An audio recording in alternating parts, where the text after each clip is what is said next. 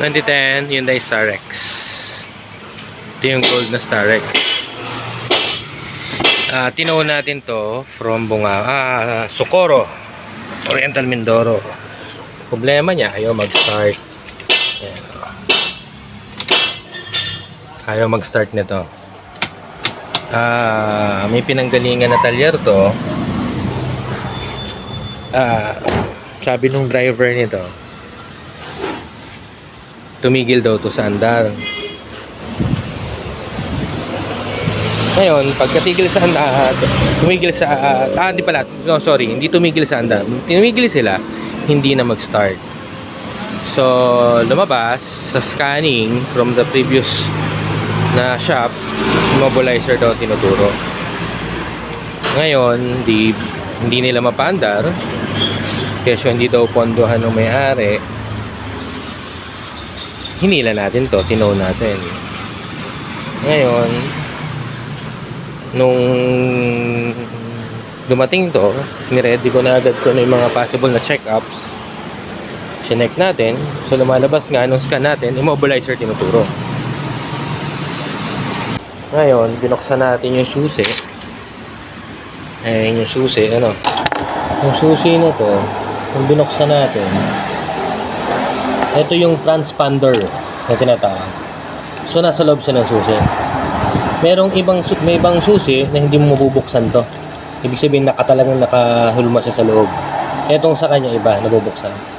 Kung check natin, pagbukas natin, yun o, kita nyo yung ano. Nakita nyo. Yun, ito. Yan.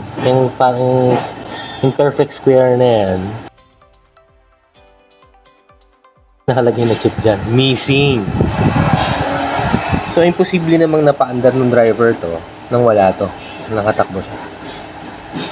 Kasi, kailangan, parang ang concept ng immobilizer is parang RFID. So, di ba sa mga toll gate may RFID ka.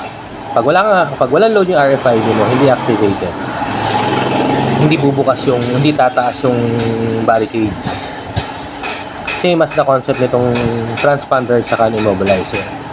Ngayon, may mga cases tayo na hindi umaandar because nawawala yung program yung transponder. Yung sa kanya, literally nawala yung transponder.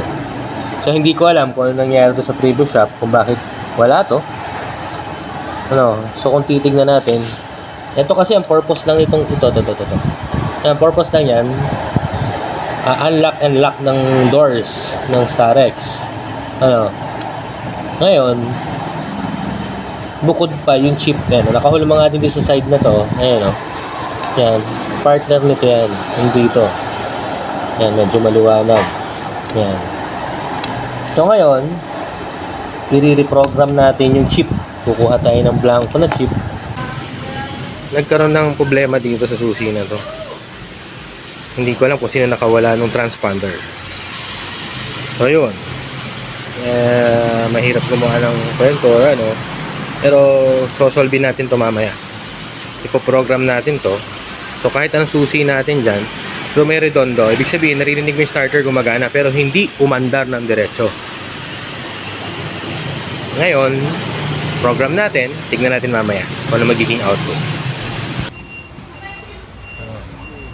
Okay na. Yan si sir. Sir, taga sa kayo? Taga sa kayo? Wala sir. Pero Quezon City? Quezon City ba? Mandaluyong sir. Mandaluyong. Okay. May page si sir, JD Keys. Hello. Ayun, pag may problema kayo sa mga susi, kung may kakarnapin kayo, tawagin niyo si sir. Ayan. So, ang ginawa natin, in-extract muna yung code. Sir. Nung susi. Tapos, kung na-identify natin yung code, nag-online si sir, kinuha yung password. So, ngayon, install na tayo ng bagong chip. Ayun yung chip.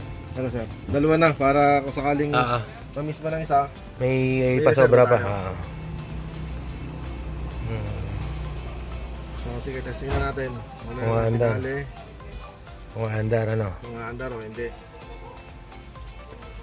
So, ano, mandar na. natin makikita. Ayun yung susi na yun. Ibig sabihin, tinanggap na. Natin. Oo. Pag wala yan, pag wala, pag nagbi-blink, tsaka nagbi-blink, no? Pag nagbi-blink is ibang ano na yun. Ibang problema yun. Smarta na yun. Okay. Pero sa ngayon, wala pa naman. Oh. Healthy siya. Siyempre, ilang buwan na rin Kung maganda. Oo. Try natin. Yun! Galing! Manangin na, wonder na. So, follow nyo sir, JD Keys, Facebook. Wonder na! Galing, magaling. Gastos na, babayad na lang. So yun, follow nyo si sir sa Facebook page niya. Pag may problema kay Susi, JD Keys po.